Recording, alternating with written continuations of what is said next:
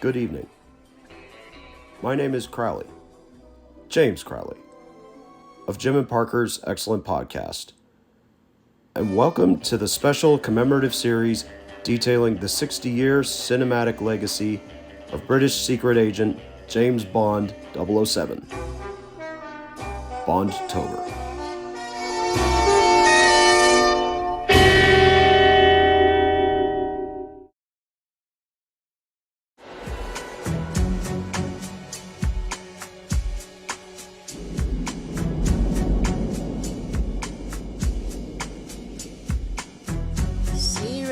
Here we are, my friends. We've come up to one of my absolute favorite James Bond films of all time, GoldenEye.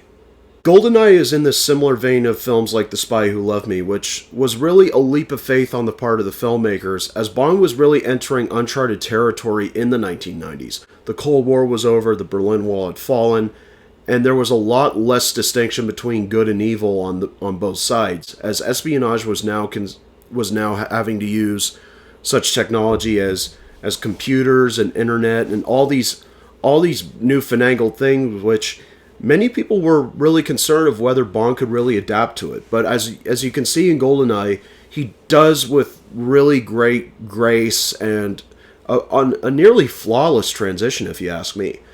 GoldenEye is one of those pure action films which also works on a intellectual level, and even on a level where, when you really stop to think about it, this really does feel like a reevaluation of Bond, but not through a super critical eye. This feels like a reinvention of Bond through the eye of, okay, we know what works about Bond, what doesn't work, let's play to the strengths of what works, while also acknowledging the things that don't work because they're still an essential part of his character. Now, in this case, there was deep concern about Bond's attitude towards women, especially in the 1990s. And so this was really a case where we also reinvent what the Bond girl is. And they do a lot of great things with both Bond and the Bond girl, and even the Bond villain has a very interesting plan, and he has very interesting motivation, which really hadn't been the case in a long time. Even with License to Kill, that was a great villain, but unfortunately Sanchez was always overlooked. Here, we have some really great stuff and a lot of great comedy, a lot of great action. This movie is just so good. And, GoldenEye on paper doesn't really seem that compelling of a story. It sees Bond on the trail of a criminal group known as Janus, who aim to steal the old Russian satellite technology called GoldenEye, which has the capability of producing an electromagnetic pulse, an EMP, which can wipe out any electronics and internet history and banking history, whatever have you, with the touch of a button and the set of coordinates on a computer. Along the way, Bond comes along one of the GoldenEye's original techs named Natalia Semyonovna, played by Isabella Scorupco. Oh my god. And he discovers that the head of Janus is actually one of his former colleagues, 006, one Alec Trevelyan, played by Sean Bean. It all comes down to a matter of Bond now having met somebody who knows his thought process and who can anticipate his every move. Can Bond stop this in time? Just from that very brief description of the movie, this almost sounds like a standard 90s action film or a very standard Bond film. But that's really not the case, because once again, this film does have that layer of Bond entering a new age where he doesn't quite fit. This is no longer the days of Fleming, even though they do connect it to Fleming in a really clever way in the title, which is GoldenEye, the name of Fleming's Jamaican estate, where he would often write the books. And so here they really needed to cast an actor with the power of kind of the modern movie hero. This was a return to the former modern movie hero after the age of Arnold Schwarzenegger and Sylvester Stallone, and even more in the vein of Bruce Willis, I think, sort of trying to return to an everyman instead of a Superman. Now, Bond does have a superior mind, and he does have superior skills, but this movie really does play on his weaknesses as a human, and I think the actor that they cast really did capture that human side of Bond that we really hadn't seen in quite a while. and that was actor Pierce Brosnan. Pierce Brosnan, as you remember in my previous video, was originally cast as Bond for The Living Daylights. He was supposed to be the new Bond of the 80s to follow Roger Moore. Unfortunately, he was preempted by Remington Steele, therefore he was booted as he couldn't do it. Now, in the decade of the 90s, there was such a long period of time after the disappointing performance of License to Kill. There was a lot of corporate shakeups at MGM UA, and unfortunately, Bond got caught up in that. Therefore, development was slow or immovable. So Dalton had starred in several films in between, and he decided that he couldn't wait any longer. He wanted to pursue other acting opportunities, and therefore he departed the series on good terms with Broccoli. And Broccoli was starting to get older and a little slower and unfortunately a little sicker. Therefore, he made the decision to cast Pierce because they realized, looking back at his screen test, that this was the guy. And Pierce was a little older now. He was a little wiser. He could theoretically play Bond at this age now. So Cubby made the casting, and he passed the film on to his two children. His stepson, Michael Wilson, who, as we've seen in the previous videos, was the co-writer of the screenplays in the 1980s, and he had served as a lawyer and as an assistant to Cubby, as well as his younger sister, Barbara Broccoli, who had also served Cubby as an assistant director and as an assistant producer, as a production assistant. She had learned the ropes of the Bond film, and she had been exposed to Bond all her life. So Cubby felt that passing it on to his children was very much appropriate. And he did step back, and I do love that the kids decided to say Albert Broccoli presents, just as it was in the old days. It was just a sign that his influence would always be around, but it was a new direction for the series to take. And I think another thing too, apart from Pierce, I'll talk a little bit about Pierce in this movie a little later, was their choice of director. They did not decide to bring director John Glenn back, even though he had really hit his stride with Timothy Dalton. They decided they needed some fresh blood, and of course, new priorities. They needed a new director for the 1990s.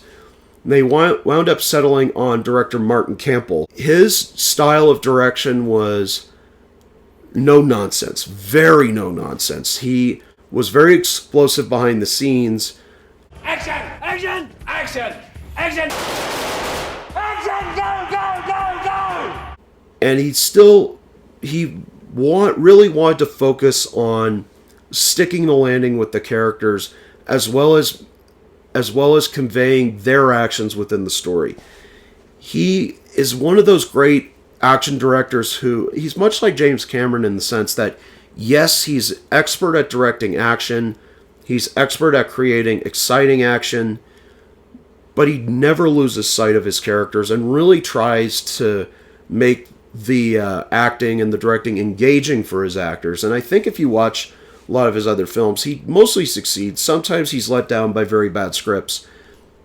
Just to give you an example of how great he could be, he directed The Mask of Zorro, which is one of the best blockbusters of the 90s. Completely underrated. Such great action and swordplay in that movie. I love it. And unfortunately, he's also notorious for directing Green Lantern with Ryan Reynolds. And unfortunately, I think he and Reynolds were let down by a bad script, lack of direction from the powers that be at the studio, and really terrible overuse of CGI. And that's neither here nor there when it comes to Bond. But Campbell really does bring the oomph to the action. Especially probably one of my favorite action scenes in all of Bond is when this happens.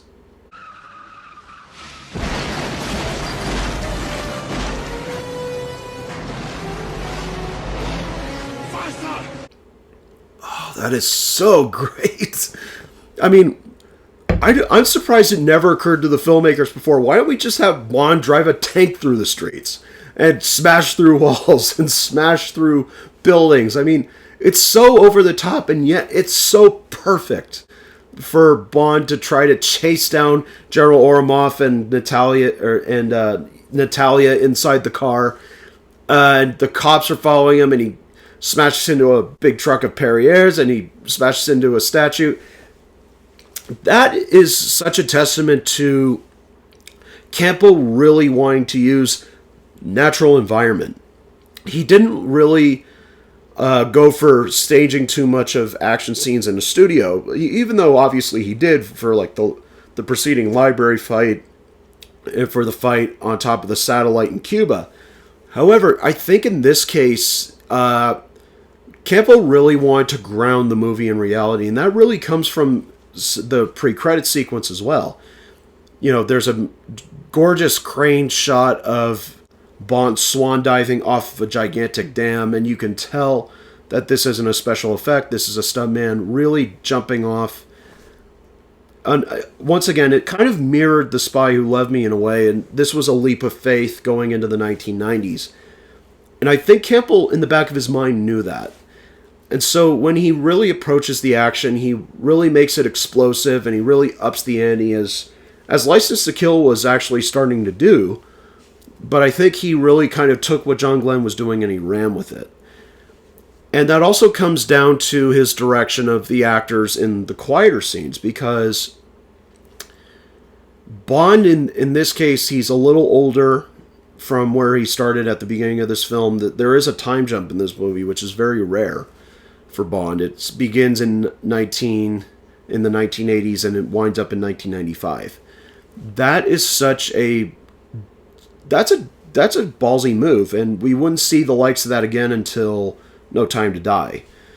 And so there's a lot of great scenes with Bond and Natalia, and Isabella Scorupco really does play a very modern woman. She's a very feisty, computer techie, and she dresses in very kind of dowdy clothes that a lot of, what would a computer technician really wear? Nothing glamorous, nothing too sophisticated, and her hair's not quite glamorous, and she just radiates this great personality of, she's smart, but her colleague Boris, who winds up being in cahoots with Trevelyan, just kind of treat her as just a tech, not very bright. I think he even calls her an idiot at some point, which is so condescending, and she winds up helping Bond out, and she puts him in his place quite a bit. I really love Natalia's fire in this movie. She doesn't take his shit at all.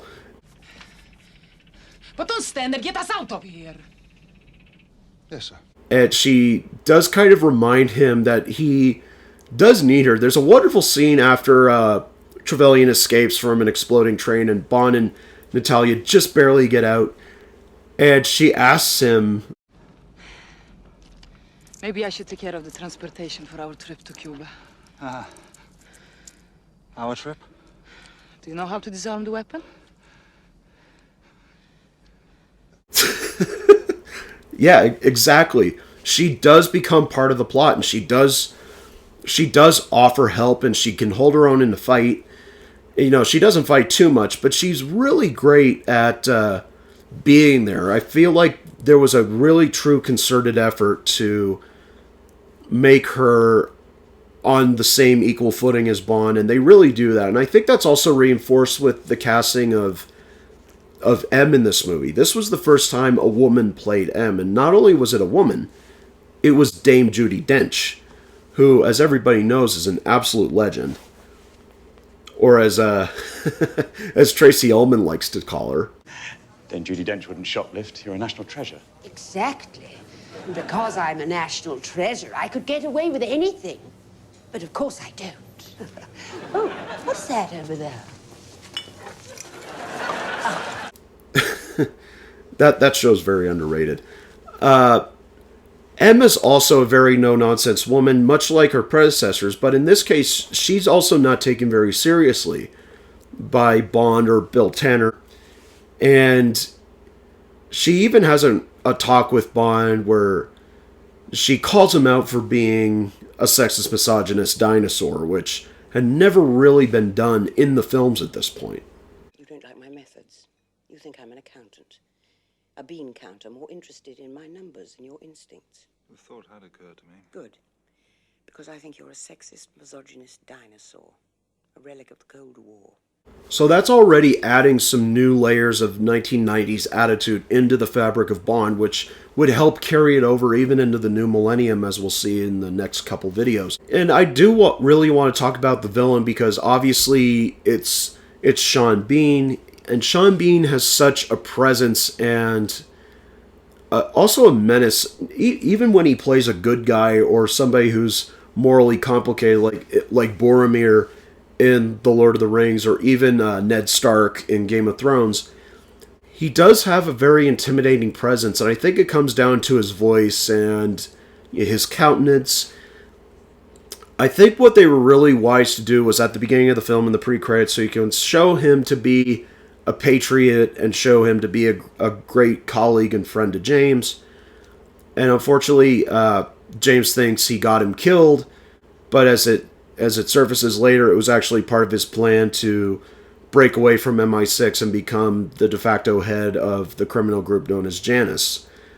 Which is, again, a great tie to the fact that Janus is a two-faced god, so obviously Alec is a two-face. And it also adds the very, very interesting element that since Alec is a 00 himself, he can anticipate Bond's every move. There's a wonderful scene when Bond and Natalia finally infiltrate his lair, where he says, "Give me his watch, give me his this, give me his that," and he says,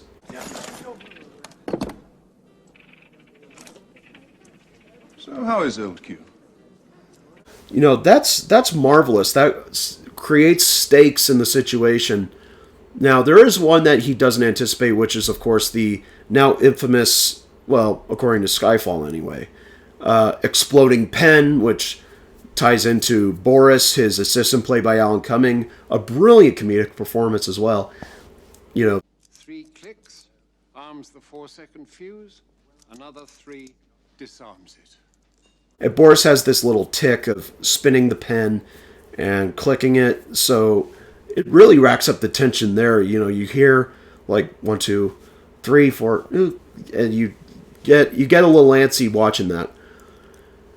And Sean not only conveys kind of the smugness of what James kind of is, you know, if left unchecked. There's a really gross scene where he tries to force himself onto Natalia, and of course Natalia, being no fool, completely repels him. You know, I love Natalia so much. She also learns a little bit from Bond and how to deal with Alec, and Alec is actually quite impressed by that by the end. Alec and James do wind up having one of the most brutal fistfights you'll ever see in James Bond at the top of this massive satellite in Cuba, where they're trying to launch GoldenEye against the Bank of England. All the while, they're really throttling each other. They're really punching each other out, and there's blood drawn. And it does lead to probably one of my favorite villain deaths in the whole series. And even though it's a very basic death in terms of screenplay and in terms of cinema, it's really effective in how both Bean and Pierce play it. For England, James? No. For me.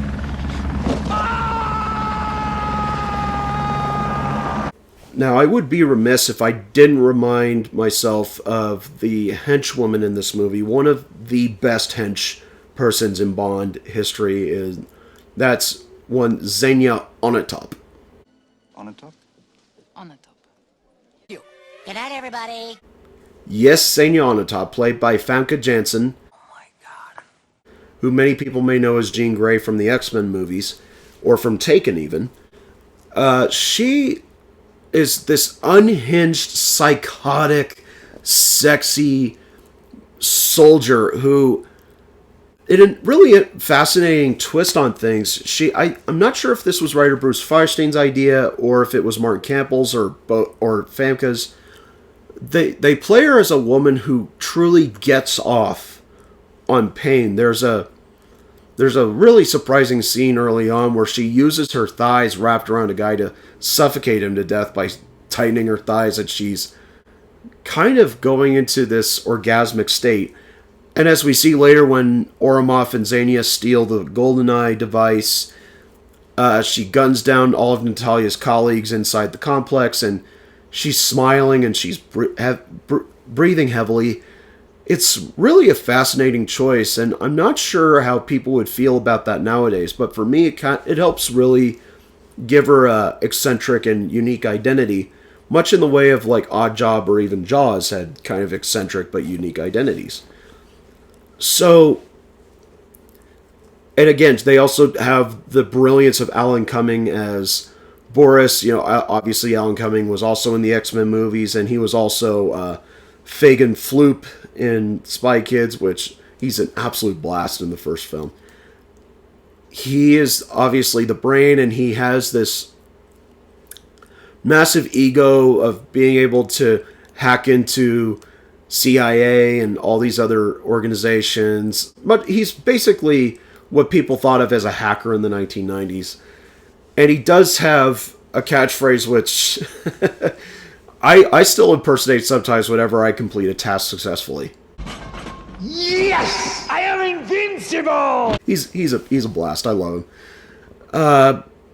Other things that are really great in this movie are the photography by Martin Campbell's frequent director of photography, Phil Mayhew, who would also photograph Casino Royale with Martin Campbell later on down the road. They bring a very kind of pastel 90s look to the film, which I think helped differentiate it from the 80s, which were also very pastel-like, but obviously there was a difference between 80s photography and 90s photography. In this case, there's a lot of grand vistas, and there's a lot of grungy feeling to it. I feel like the mid-90s was where photography kind of hit this. Either it was stunningly gorgeous or it was very muted and grungy. Not dingy, as many people like to say, but I think grungy. And I think it did work for this film because even though there's an undercurrent theme of the former Soviet Union now being a capitalist society, and there's still remnants of it kind of lurking underneath, I think that really works. And they convey that visually as well. You know, there's obviously a lot of new additions to these old Soviet buildings and things, which kind of masked the unrest that was actually kind of going on that a lot of people didn't know at the time. And through the photography and through the editing, we really capture a lot of the themes and a lot of the beauty of the beauty of the natural environment. When Bond and Natalia make it to Cuba, they relish in using the golden hour, which we really hadn't seen in Bond in a long time.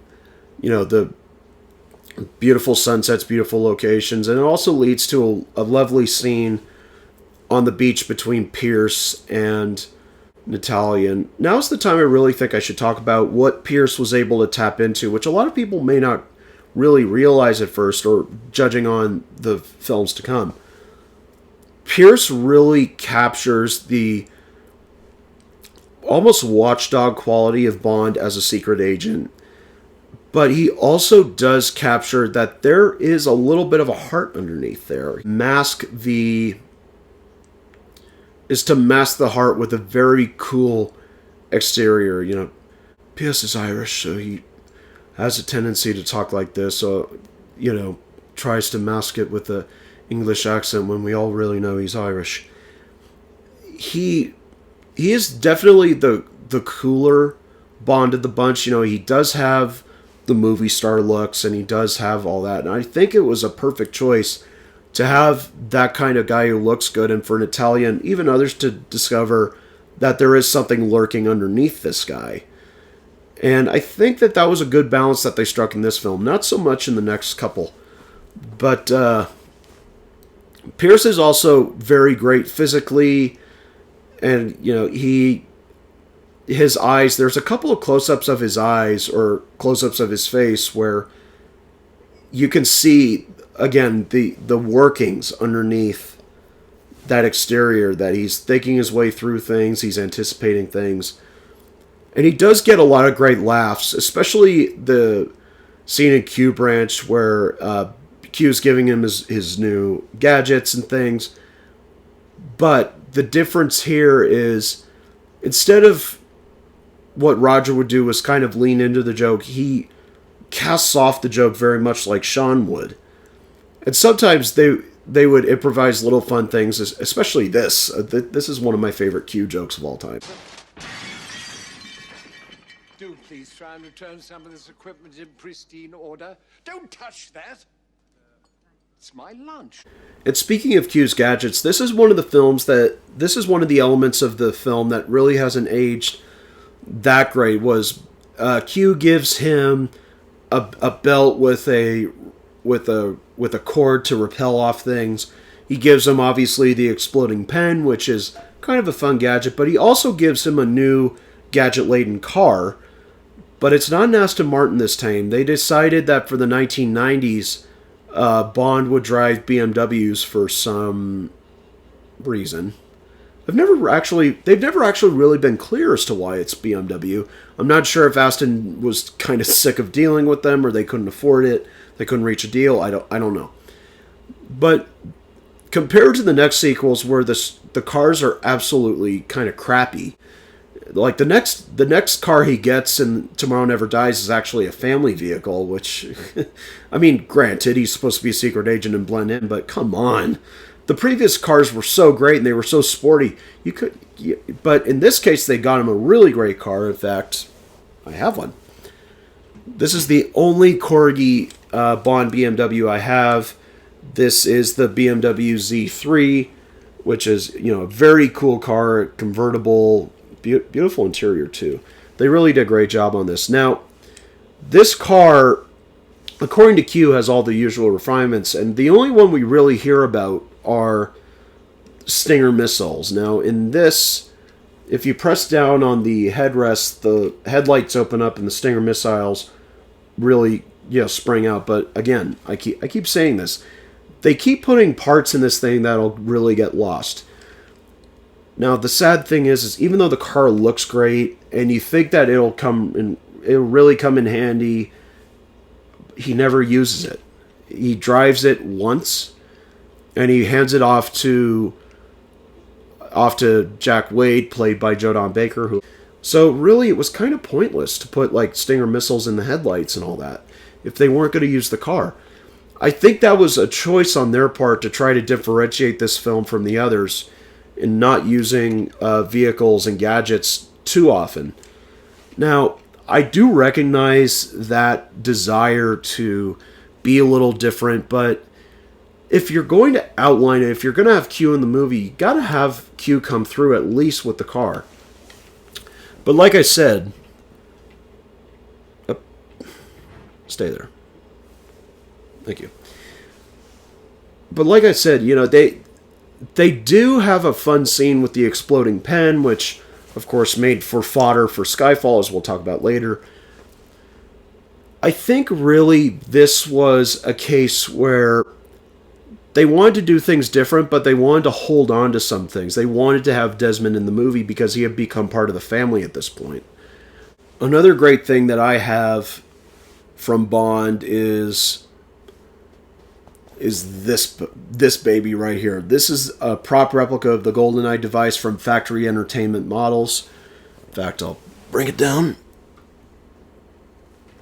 As you can see, it's beautifully rendered. I had no idea that the thing in the middle was like a disc, like a CD.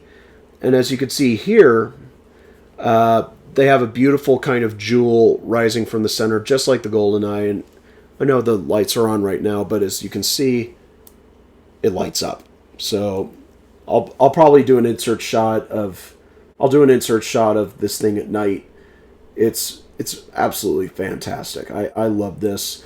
And of course, I love to, I have it proudly displayed in my room. And of course, what I never noticed about the keys, because you really can't see them in the film, they briefly appear, but the keys are very heavy. They got some good weight to them. I never noticed that the handles were literally golden eyes. Isn't that cool? And this thing had sold out on Factory Entertainment, so I was very disappointed because I very much wanted one, and it was a little expensive, but But then I found one on eBay, and I immediately said, shut up and take my money.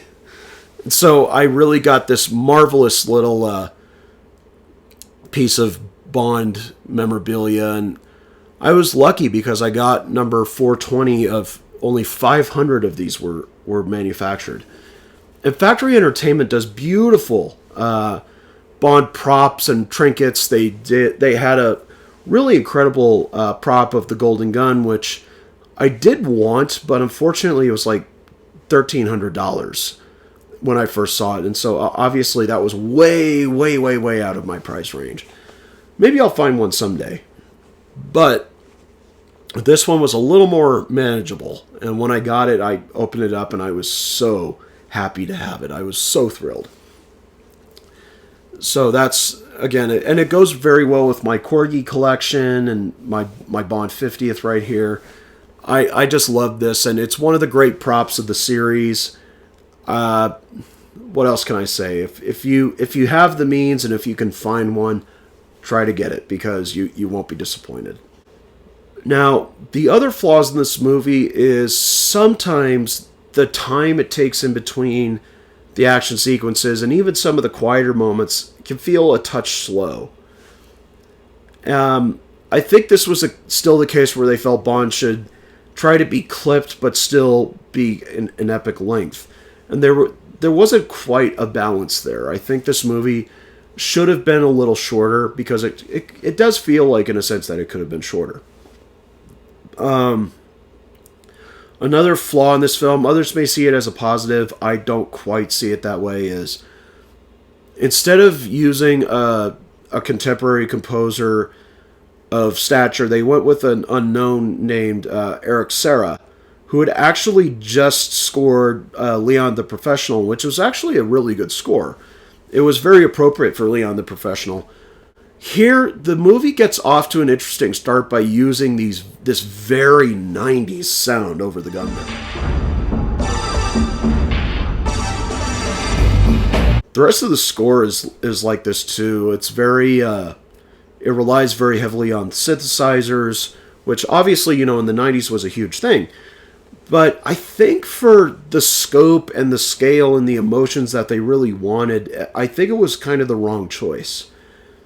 In fact, the only time the music is ever really kind of soaring, in my opinion, is during the tank chase, and that was a replacement score by composer John Altman. It wasn't even Eric Serra doing it. And it was, again, I really do think the importance of instrumentals in Bond scores is critical to its success. And I think if they had someone like David Arnold, as we'll see in the next couple films, it would have really helped bring forward the 90s sense where, yes, you could use synthesizers in the fabric of the score, but I think it should have been instrumental first and foremost. And also, it also does a great disservice to the title song of GoldenEye, sung by Tina Turner. I mean, this was a really great song, and Turner's attitude and her voice really sets this film apart, apart from Living Daylights and License to Kill, which the songs were okay, but not particularly memorable for me. This has a great melody and great orchestration once again, and Turner's voice has sort of a masculine quality to it, which is very, I think it ties into Natalia, and it ties into Xenia, it ties into that kind of new age where women were becoming a bigger part of this franchise, especially in the wake of Barbara Broccoli becoming producer. And the song itself is fantastic, but we never hear it again in the fabric of the score, which I think I've stated before. If you don't do that, it's not going to help your score stand out, and it won't make for good listening. Because you have this great song, it should be, referenced throughout the film, or not, maybe not all the way, but it should come up at certain points. Like when they first revealed the GoldenEye, you could have a little Ronald going, da da da da da da. or something along those lines, kind of spin that. So that really disappointed me, and fortunately they didn't bring Sarah back.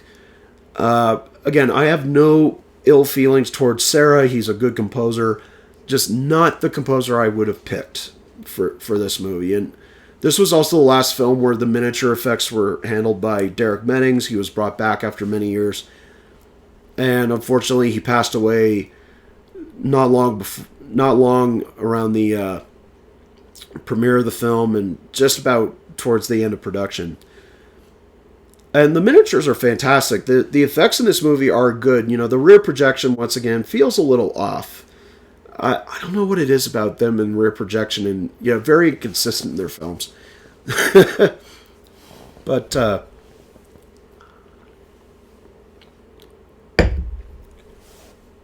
this definitely feels like everything was modernized for the 90s, and there was some early use of some CGI and digital compositing, which would really become a huge thing in the 90s and would sometimes screw the series, as we'll see in a couple entries later.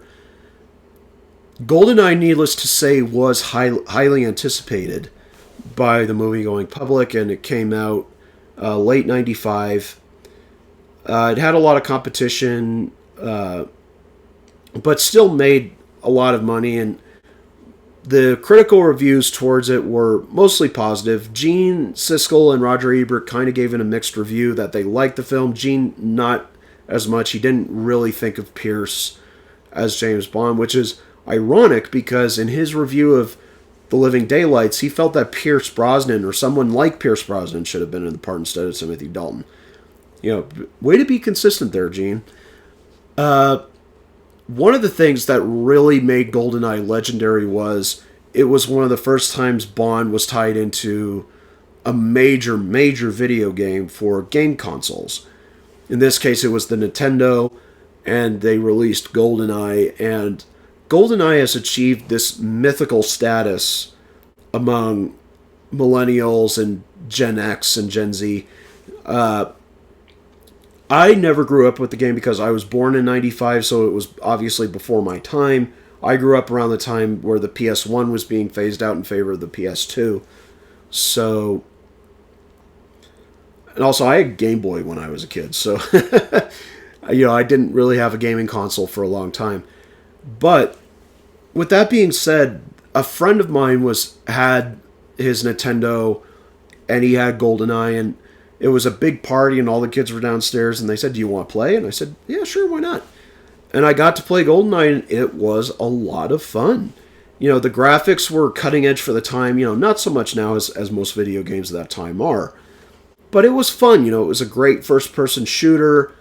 There was a lot of great action to do. There was a good story behind the game, too. It wasn't strong. It wasn't like in your face like most modern video games are, but there was still something behind it. So I really do have to acknowledge, I really will acknowledge GoldenEye for Nintendo. It really was a good video game, and I was nothing but delighted when I played it. So that was a huge part now of what Bond would be for the 90s, and there was this feeling that Bond had finally returned, and he could survive on his own, and he could tackle all the new issues of the 1990s. It didn't matter that the Cold War was over. Bond was our secret agent for everything. And again, that also came down to the likability of Pierce in the role. In the old days of Bond, a lot of people like to blame him for the lack of quality of the upcoming films, but it really wasn't his fault. He's an actor after all. So this was the time where things coalesced absolutely beautifully. I still rewatch it quite a bit, even when I'm not marathoning Bond. I'm just like, I really want to watch a good Bond movie today, and I'll put on Casino Royale, or I'll put on Skyfall, Goldfinger, GoldenEye, On Her Majesty's Secret Service, or even License to Kill and some of the others. But GoldenEye is probably one of the most frequent because I just know that I'm going back to a good film, and there's always something new to discover and think. As I'll probably talk about in Casino Royale, it'll be interesting to see where Martin Campbell was for GoldenEye, and then to see him where he was for Casino Royale. You know, this really does feel like a proto-Casino Royale in a way. But GoldenEye stands on its own 2 feet. It's a great action film, a great blockbuster, and one that I think will remain one of the greatest Bond films of all. So with that being said, you know, now we're in the 1990s. Hold on to your hats.